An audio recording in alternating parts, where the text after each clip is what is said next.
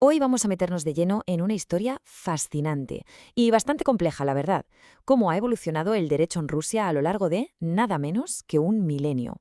Y es que para entender lo que pasa hoy, a veces hay que echar la vista muy, muy atrás.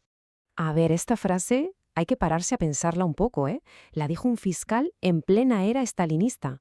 Es una idea potentísima que le da la vuelta por completo al concepto de ley, de ser un escudo que protege a ser un arma que se utiliza.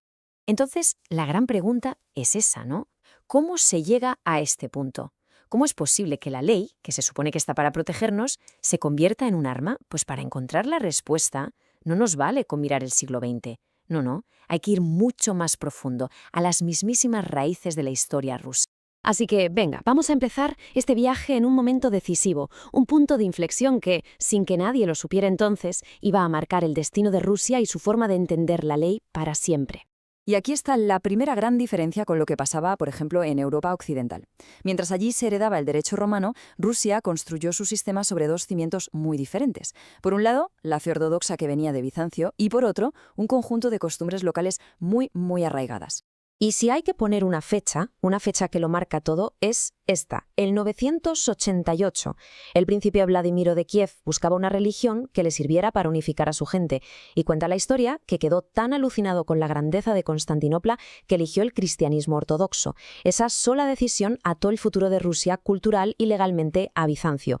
Y claro, la alejó del camino que estaba siguiendo Roma. Claro, y aquí es donde empieza, digamos, el choque de trenes. Por un lado estaban las normas de la Iglesia, que venían de arriba, de la élite, y por otro la Ruskaya Pravda, que significa la verdad rusa. Y esto no era más que una recopilación de las costumbres de la gente, las que usaban en su día a día. Durante siglos estos dos sistemas, uno religioso y otro laico, convivieron como pudieron. Hay que pensar que mientras en Europa estaban con el Renacimiento, la Reforma, vamos, una ebullición de ideas, Rusia se quedó, por así decirlo, en una burbuja. Primero por la caída de Bizancio y luego por la dominación mongola. Este aislamiento la obligó a mirar hacia adentro y a reforzar sus propias tradiciones, en lugar de importar las ideas que estaban transformando Occidente. Si nos fijamos en la cronología, se ve clarísimo. Cada paso, desde la conversión religiosa hasta la unificación del país con Iván el Grande en Moscú, iba en la misma dirección. Consolidar un poder autocrático, muy centralizado y que se apoyaba sobre todo en la tradición. Y esto nos lleva a una época, una época llenísima de contradicciones. A partir de Pedro el Grande, los zares empiezan a mirar a Occidente. Se obsesionan con modernizar el país y sus leyes, casi a la fuerza. La idea era, vamos a copiar a los europeos, ¿no? Querían crear códigos legales como los de Francia o Alemania.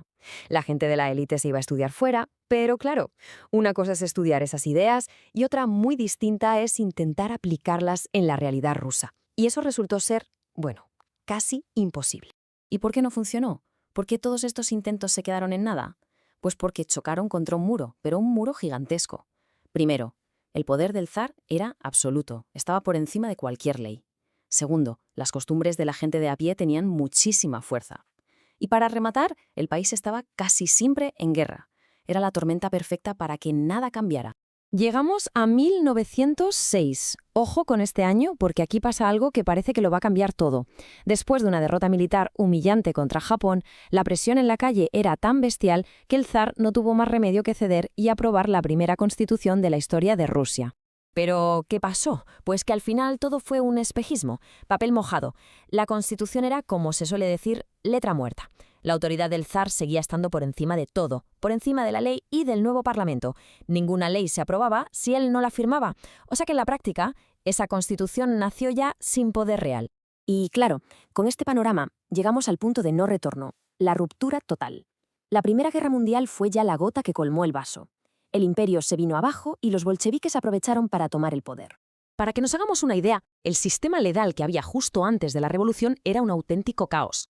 Un batiburrillo de leyes antiguas que ya nadie usaba y costumbres populares que tenían más fuerza que la propia ley. Este vacío fue el campo de cultivo perfecto para que una ideología radical entrara y lo construyera todo desde cero.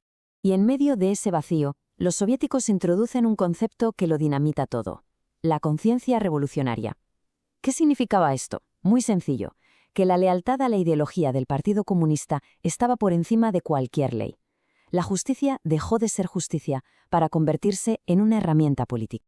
Y ojo, que esto no fue de un día para otro. Fue un proceso casi quirúrgico. Y la verdad es que da escalofríos. Primero borraron de un plumazo todo el derecho que existía antes.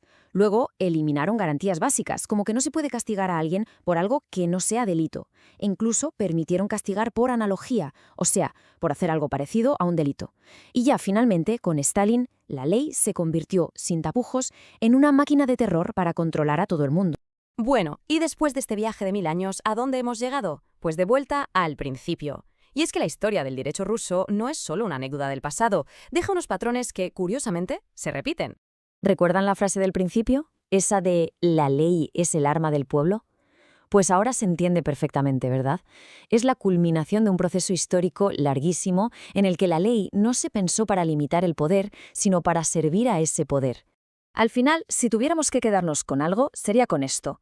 A lo largo de los siglos, vemos una y otra vez la misma idea de un poder central muy fuerte, con la ley como una herramienta a su disposición, y una desconfianza constante hacia lo que viene de fuera. Y en esta ecuación, los derechos de la persona siempre han quedado en un segundo plano frente a los intereses del Estado. Así que la pregunta final es inevitable. ¿Siguen resonando los ecos de esta historia hoy en día?